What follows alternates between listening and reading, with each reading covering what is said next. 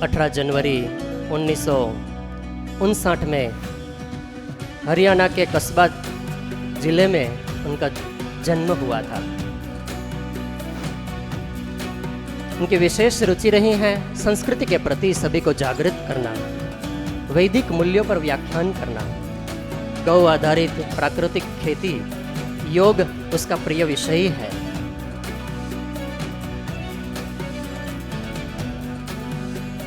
इनके साथ में इसकी विशिष्ट कार्य जो है गुरुकुल कुरुक्षेत्र के अंदर जो भी निर्माण किया है, भवनों से लेकर के कहीं तक, विदेशों की यात्रा, Switzerland, Netherlands, Holland, England, France, Italy, Vatican City, Nepal व भूटान, संस्कृति का प्रचार करने के लिए वो विदेशों में भी घूमते रहते हैं।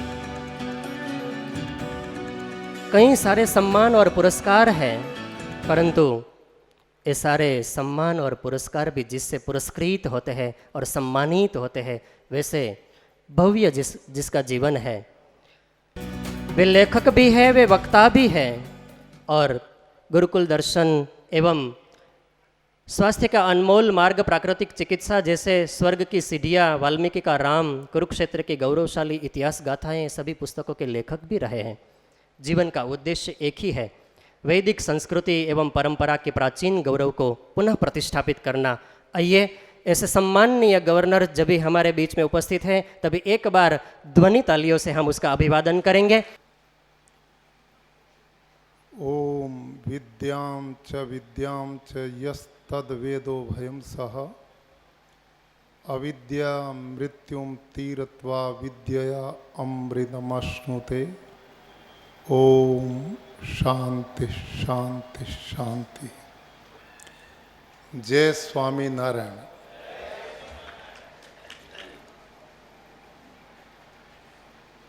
परम श्रद्धेय महंत श्री देव कृष्ण दास जी स्वामी, बहुत ही सम्मानित श्रद्धेय महंत श्री देव प्रसाद दास जी स्वामी, आदरणीय श्रद्धेय श्री धर्म वल्लभ दास जी स्वामी, मंच पर उनकी शिष्य परंपरा के लोगों में माननीय श्री लालजी भाई पटेल, माननीय श्री धीरू भाई कोटड़िया जी, सम्मानित श्री राकेश भाई दुधात जी,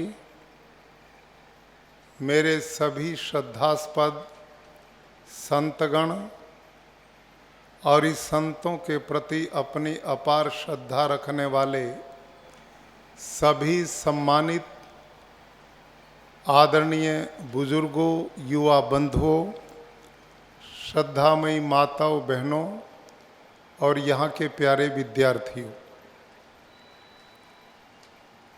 आज मुझे अपार प्रसन्नता है कि गुरुकुलीय परंपरा का श्री गणेश करने वाली यह प्रथम धर्मस्थली, विद्यास्थली, तपस्थली राजकोट के गुरुकुल में आने का मुझे सौभाग्य प्राप्त हुआ। इसके लिए इसी संस्था के विद्यार्थी रहे श्री राकेश दुधात जी, स्वामी नारायण संप्रदाय के बारे में और संतों के जीवन के बारे में घंटों बैठ कर के मुझे जानकारी देते रहे, और इन्हीं के माध्यम से अनेक गुरुकुलों में मुझे जाने का अवसर मिला। लेकिन इन सब गुरुकुलों की जो मातृ संस्था है वो राजकोट गुरुकुल है। इस गुरुकुल को देखने की बहुत उत्सुकता मेरे मन में थी, और आज उसी उत्सुकता को लेकर प्रफुल्ल भाई सेंजलिया जी और हम सब लोग आपके बीच में बड़ी श्रद्धा से पहुंचने के लिए आगे बढ़े। तो बड़ी भारी आज परीक्षा हमारी हुई है, और इतनी बड़ी परीक्षा हुई कि हम बिल्कुल ठीक समय पर, जब आपका कार्यक्रम का शुभारंभ निश्चित हुआ उससे 5-10 मिनट पहले हम यहाँ पहुँचते, लेकिन हम प्रदेश के जिस एयरक्राफ्ट में आए हैं वो बड़े आराम से राजकोट तक तो पहुंच गया, लेकिन यहाँ आने के बाद पायलट ने कहा कि ये जहाज नीचे नहीं उतर पा रहा। मैं कहे तो बड़ी गड़बड़ हुई, बड़ी मुश्किल से तो इन तपस्वी संतों का सानिध्य मिलेगा, आप लोगों के दर्शन करने का सौभाग्य मिलेगा, इस विद्यास्थली का दर्शन करने का मिलेगा, और आप आश्चर्य में होंगे। हम पौना घंटा आकाश में घूमते रहे और पायलट बार बार कह रहा कि जी वापस जाना पड़ेगा। अब हमारी किसी की भी इच्छा नहीं थी कि हम वापस जाएं। ऐसी स्थिति में प्रफुल्ल भाई सेंजलिया का फोन आकाश से ही दुधात जी के साथ में जुड़ गया। ये बड़ा संभव नहीं होता, इतनी ऊंचाई से फोन नीचे के लोगों के साथ बातचीत के लिए तैयार हो जाए, बड़ा असंभव सा होता है। लेकिन राकेश भाई दुधात को बता दिया गया कि हम आधा पौना घंटा से राजकोट के ऊपर से घूम रहे हैं। पायलट कहता कि हवा का वेग इतना है, ये जहाज ऐसी टेक्नोलॉजी का है कि ये संभव नहीं कि उतर जाए। तो राकेश दुधात जी ने कहा कि मैं सारे संतों का स्मरण करके इस एयरपोर्ट पे ही भगवान से प्रार्थना शुरू कर रहा हूँ, अभी वापस मत जाना, घूमते रहो। और हम घूमते रहे। इनकी ऐसी प्रार्थना फिट बैठी कि इनकी प्रार्थना के 5-7 मिनट बाद ही हम धरती पे उतर गए। सुखपूर्वक आ गए। तो इनके प्रति भी मेरी श्रद्धा बढ़ी कि जिनके चेले ऐसे होते उनके गुरु कैसे होंगे।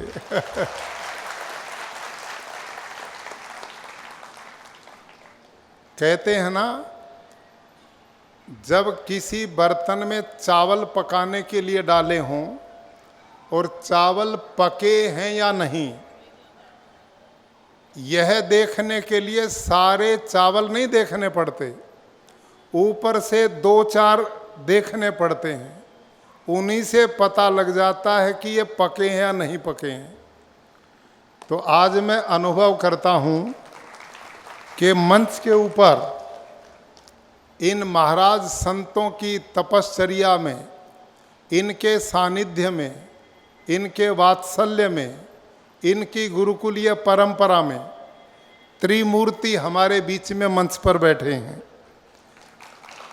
श्री लाल जी भाई पटेल, श्री धीरू भाई कोटड़िया जी और स्वयं राकेश दुधात जी। मैं सूरत के गुरुकुल में गया तो उस समय मेरा परिचय लाल जी भाई पटेल से हुआ और राकेश दुधात जी ने ही मेरा परिचय उनके साथ में कराया। रात में मुझे घर ले गए और पूरे सूरत के टॉप 10 जो हीरा व्यापारी हैं वो इनके मित्र हैं, सबको इन्होंने घर पे आमंत्रित किया। बड़ा स्नेह आनंद से भोजन भी कराया और सबसे मेरा परिचय भी कराया। और उस समय मुझे पता लगा कि इतना बड़ा हीरे का व्यापारी 5-7 मिनट के परिचय में ही इतना संपर्क में आ गए, तो ये कोई सामान्य नहीं, संस्कारवान पद्धति से निकला हुआ प्राणी ही ये काम कर सकता है। और मुझे जानकारी मिली कि पटेल साहब इसी पवित्र स्थली पर जहाँ हम बैठे हैं, इसी गुरुकुल में वो पढ़ते रहे हैं और इन्हीं गुरु चरणों से आशीर्वाद और विद्या प्राप्त करके आज इस गुरुकुल का नाम, अपने कुल के गौरव को पूरे देश और समाज में स्थापित करने का काम माननीय लालजी भाई पटेल कर रहे हैं। मैं गुरुजनों को बधाई देता हूं कि इस प्रकार के लोगों को आपने यहाँ तैयार किया है जो समाज सेवा के कार्यों में रात दिन रुचि लेते हैं। मेरा आज साक्षात्कार हुआ पहली बार धीरू भाई कोटड़िया जी से, लेकिन इनके मिलने से पहले इनका भी पूरा परिचय राकेश दुधात जी मेरे को दे चुके हैं। इसी गुरुकुल में धरती पे सो करके, तपस्या का जीवन जी करके, विद्या प्राप्त करके आज ये इतने बड़े उद्योगपति बने हैं कि लोगों को जीवन दान दे रहे हैं। आप जानते होंगे, हार्ट शरीर में सबसे मूल्यवान एक ऑर्गन है।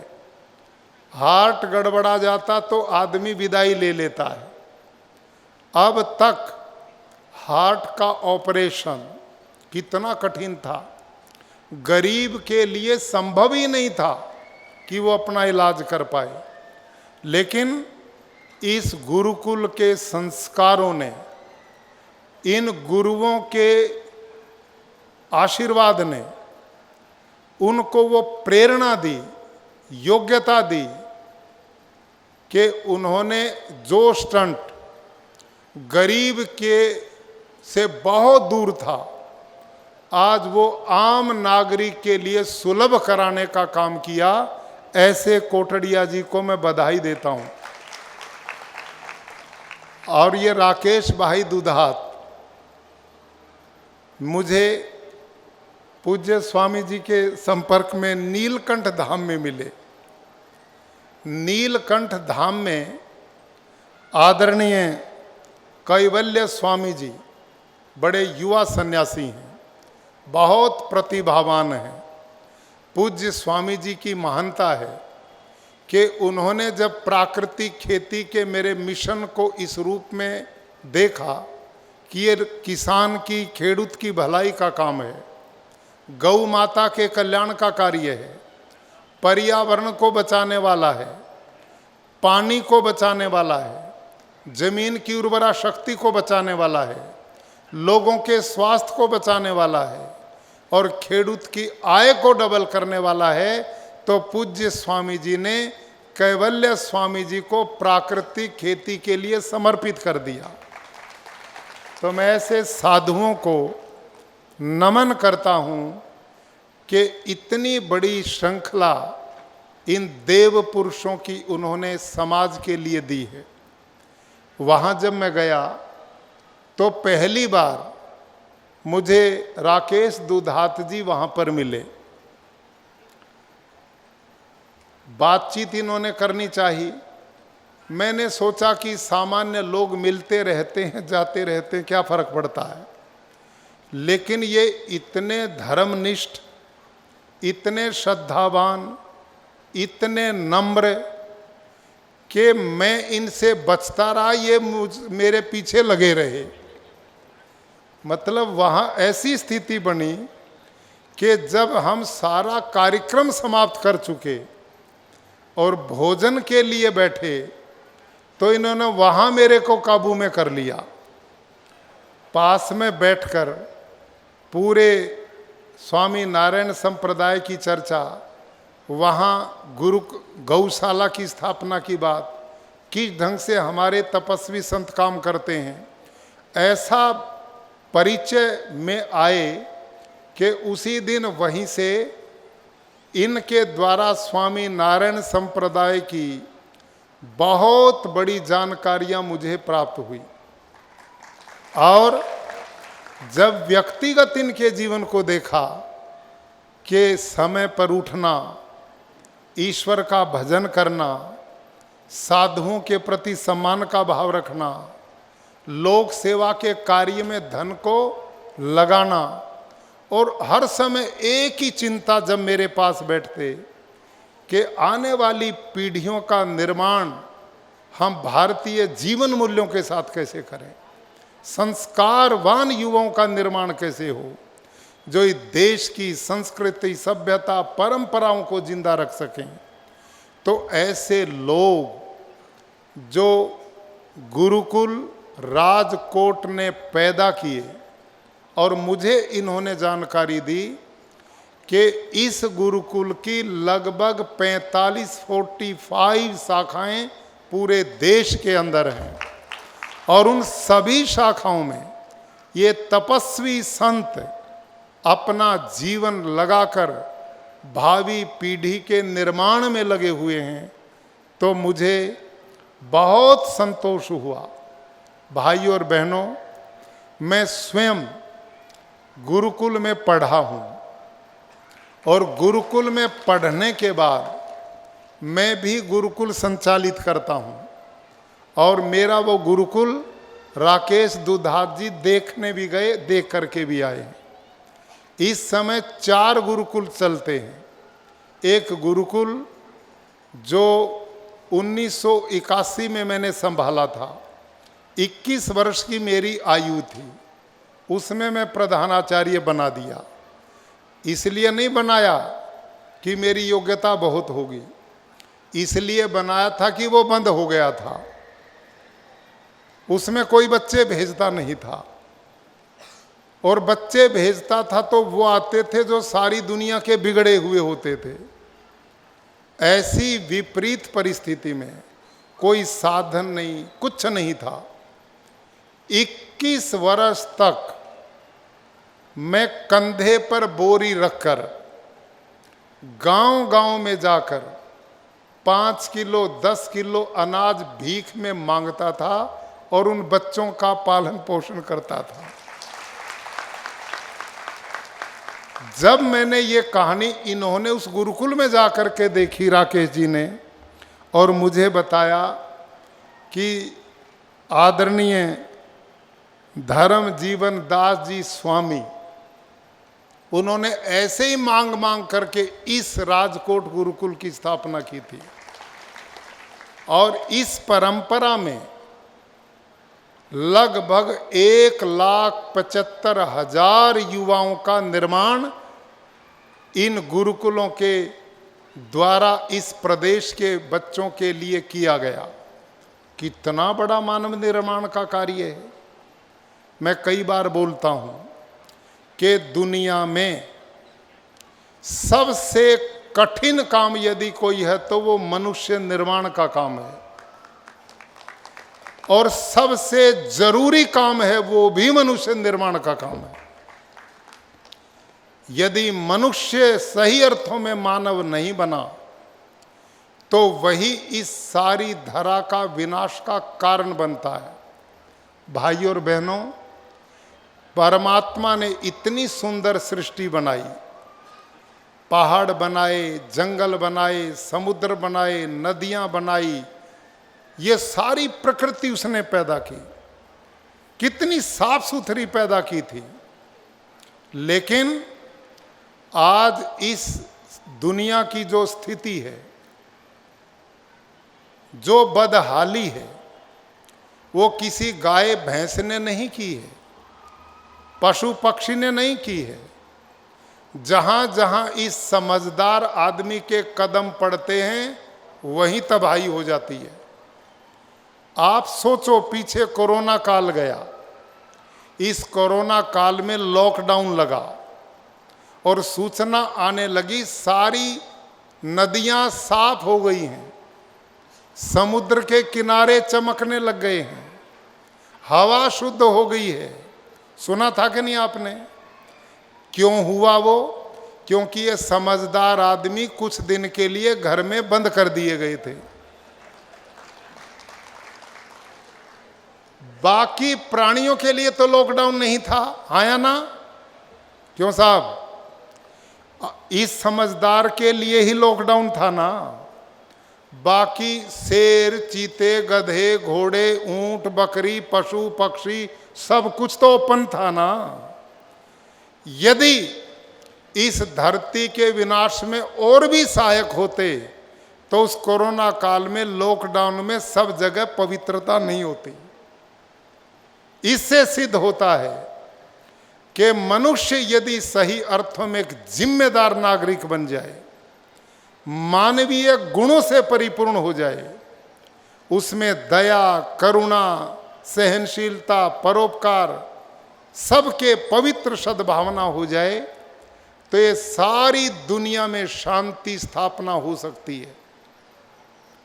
तो इस मनुष्य निर्माण का कार्य यदि सही अर्थों में कहीं होता है तो भाई और बहनों, यही गुरुकुल परंपरा है। यही वो आधार है जो एक बालक को संस्कारित करके, उसके स्वास्थ्य को अच्छा बना करके, उसको विद्यावान बना करके समाज को देगा। मैं स्वामी नारायण के सभी संतों को नमन करता हूं। मुझे प्रत्यक्ष देखने का अवसर मिला है। ये लोग कितने तपस्वी हैं, धरती में सोते हैं, ये गेरवे मिट्टी लगा करके इन कपड़ों को रंगते हैं, लकड़ी के बर्तन में भोजन करते हैं, सामूहिक रूप से आवास है, एक का बैंक बैलेंस नहीं, इनके कपड़ों में जेब है ही नहीं। तो ऐसे लोग आज के इस भोगवाद के युग में आज भी ये संप्रदाय दे रहा है, तो ऐसे संप्रदाय को मैं नमन करता हूँ, अभिनंदन करता हूँ। ये हमारा गौरव है, ये संत हमारी प्रतिष्ठा हैं, ये हमारा मार्गदर्शक हैं, ये हमारे जीवन निर्माता हैं, ये हमारे को आध्यात्मिक मार्ग पर ले जाने वाले महान अभिनेता हैं। ये लोग जिस परंपरा को जन्म दे रहे हैं, इससे बड़ा और दूसरा कार्य हो नहीं सकता। आज मुझे अपार सुख मिला कि आज एक नए छात्रावास के नींव की भी आज स्थापना की गई है, और मुझे जानकारी मिली धीरू भाई कोटड़िया जी ने एक नई पहल की है। बेटों के तो गुरुकुल अभी तक बहुत हो गए हैं, लेकिन इन बेटियों के लिए, बहनों के लिए गुरुकुल की परंपरा अभी यहाँ नहीं थी। लेकिन आज का दिन परम सौभाग्यशाली है। हमारी संस्कृति में मातृदेवो भव, और कहा यत्र नार्यस्तु पूज्यन्ते रमन्ते तत्र देवता। जिस कौम में, जिस जाति में नारी जाति की सम्मान, इज्जत और पूजा होती, वहाँ देवता वास करते हैं। ये महर्षि मनु ने लिखा है।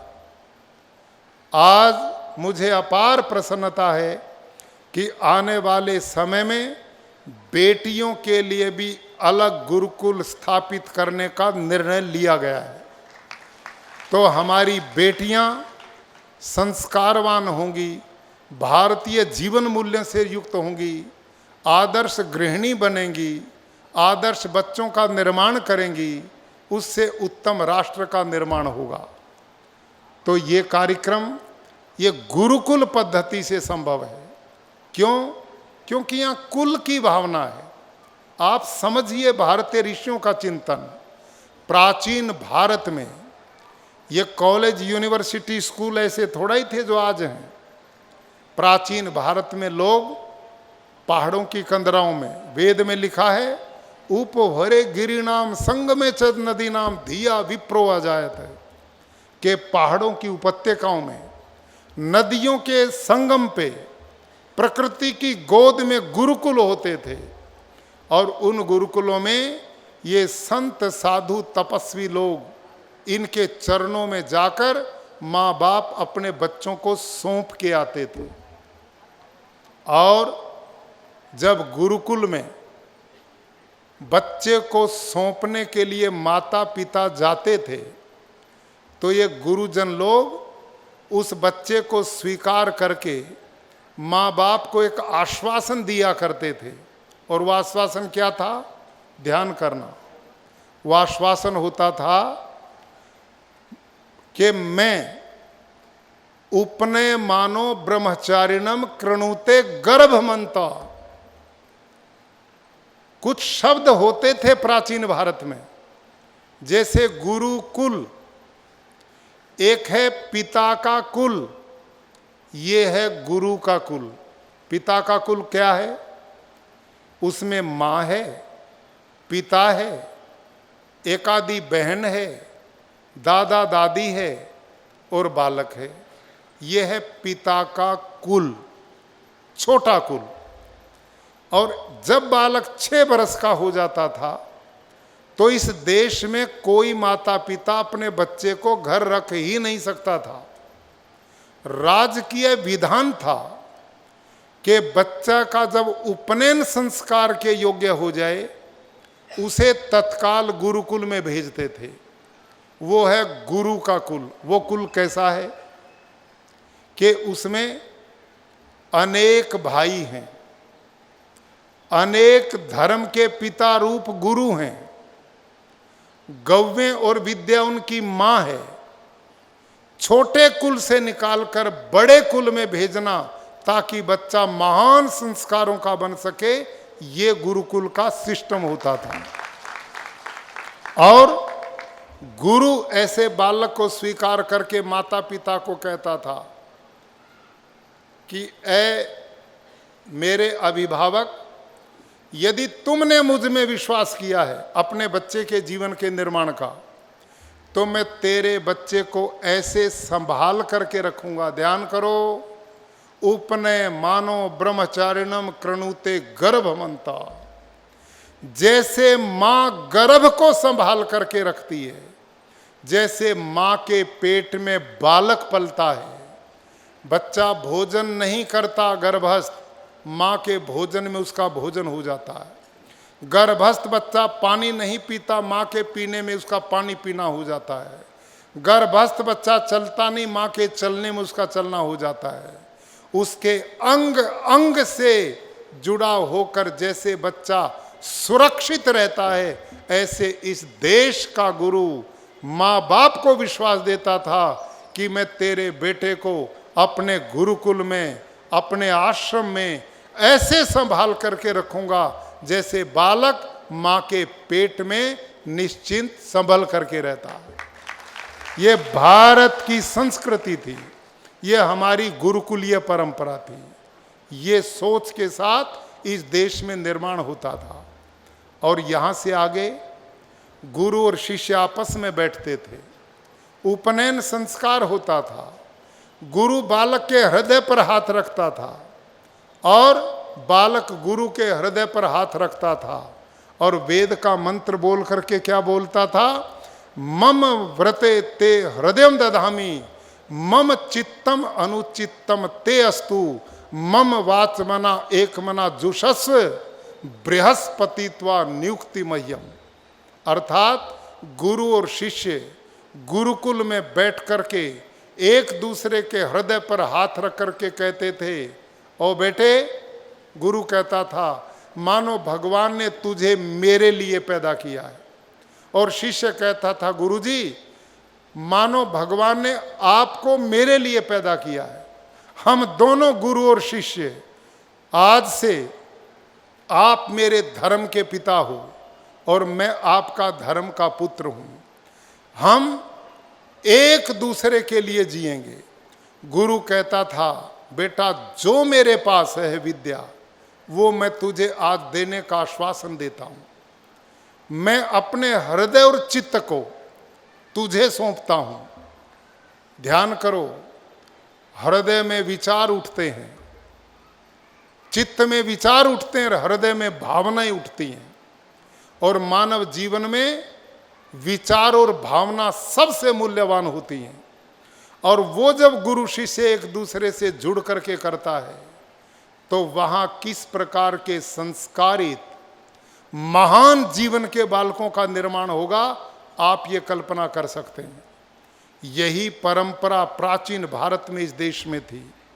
आज उसी परंपरा को स्वामी नारायण के इन संतों ने जिंदा किया हुआ है। जिंदा नहीं अपितु इसकी अभिवृद्धि कर रहे हैं।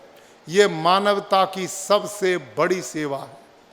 आज यह संस्थान अपने जीवन काल के 75 वर्ष पूरे कर रहा है। इस 75 वर्ष में इन संतों ने संकल्प लिया है, अमृत महोत्सव संकल्प के रूप में मनाने का निर्णय लिया है कि हम अपने इन बालकों को और स्वयं संत सब मानवता के कल्याण के लिए कुछ प्रकल्प चलाने का निर्णय करेंगे। इन्होंने निर्णय लिया कि हम जल संरक्षण के अभियान में सहयोगी बनेंगे, हम गौ संरक्षण और संवर्धन का काम करेंगे, हम वृक्षारोपण का अभियान चलाएंगे, हम पर्यावरण को बचाने का काम चलाएंगे, हम वैदिक जीवन मूल्यों की स्थापना करने वाले युवाओं के निर्माण का संकल्प लेंगे, हम विद्या की उपासना के लिए गुरुकुलों की श्रृंखला को बढ़ाएंगे, हम इस देश के लिए आने वाली पीढ़ियों का निर्माण, ताकि मेरी संस्कृति, मेरी परंपराएं बची रहें और निर्व्यसनी युवकों का निर्माण हो। कितना बड़ा ये काम है। कभी आपने सोचा किसी स्कूल में, किसी यूनिवर्सिटी में, जहां करोड़ों रुपए खर्च हो रहे हैं, जहां इतना बड़ा बड़ा तंत्र चल रहा है, ये विचार वहाँ कभी पैदा होते देखे हैं? विचार करिए आप। ये केवल गुरुकुलीय परंपरा, क्योंकि ये स्कूल नहीं है, ये एक परिवार बना दिया। वो पिता का कुल था, ये गुरु का कुल है, ये बड़ा कुल है। वहाँ तो एक दो भाई बहन थे छोटे कुल में, यहाँ तो हजारों भाई बहन हैं। वहाँ एक माँ थी, यहाँ तो गौवें माता विद्या माता है। वहाँ एक पिता था, यहाँ धर्म के सैकड़ों गुरु पिता के रूप में मिलते हैं। तो एक बालक का समग्र विकास इस पद्धति के द्वारा करने की परंपरा थी। तो मैं इन संतों के चरणों में नमन करता हूँ। जब इनको देखते हैं तो स्वतः ही पता लगता कि ये इतने तपस्वी हैं, कितने आराम के जीवन से दूर हैं, और अपने में अपनापन तो भाइयों सब देखते हैं। महान लोग तो वो होते हैं जो दूसरों में अपनापन देखते हैं। परोपकाराय सताम विभूतय, इन सन्यासियों ने अपना जीवन परोपकार के लिए समर्पित किया हुआ है।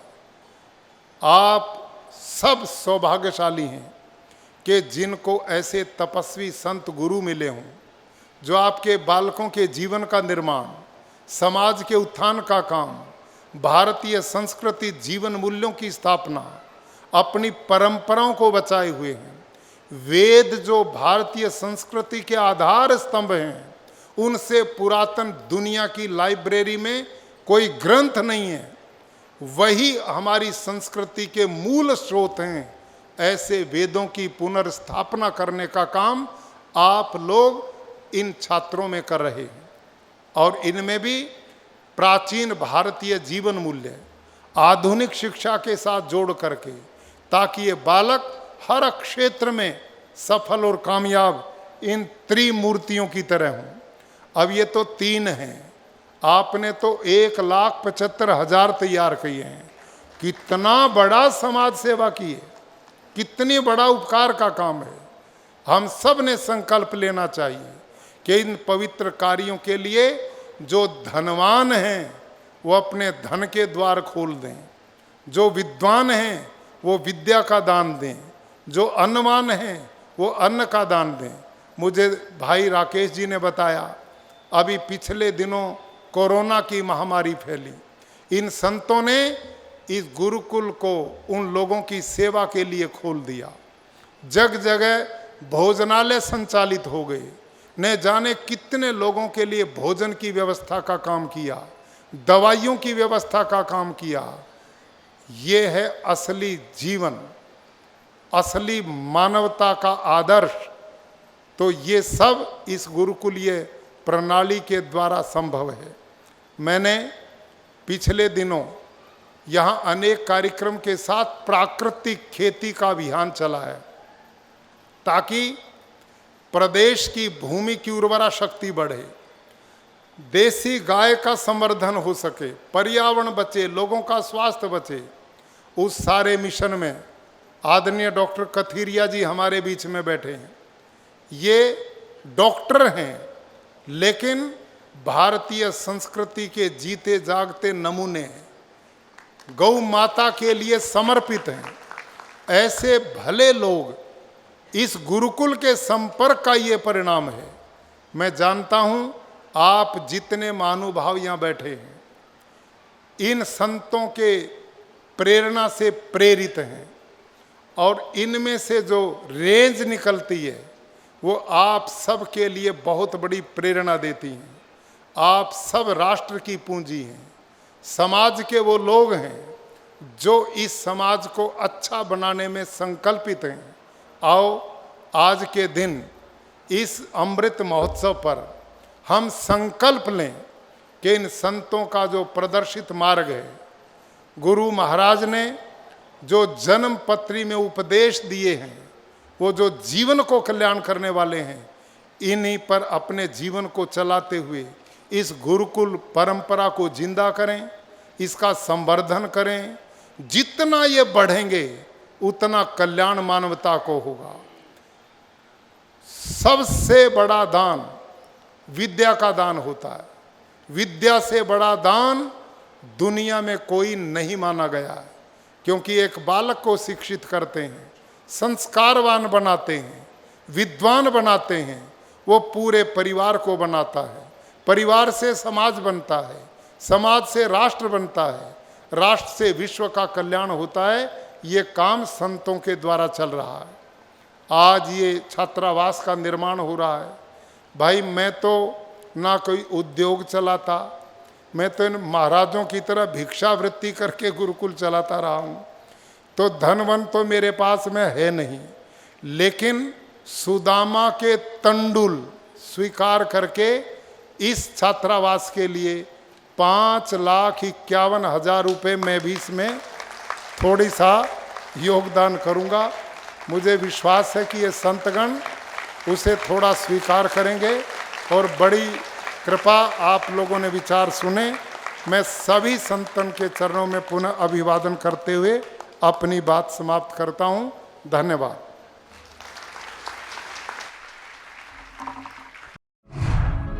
सब्सक्राइब कीजिए राजकोट गुरुकुल चैनल को और बेल आइकन को दबाएं लेटेस्ट वीडियो सबसे पहले देखने के लिए।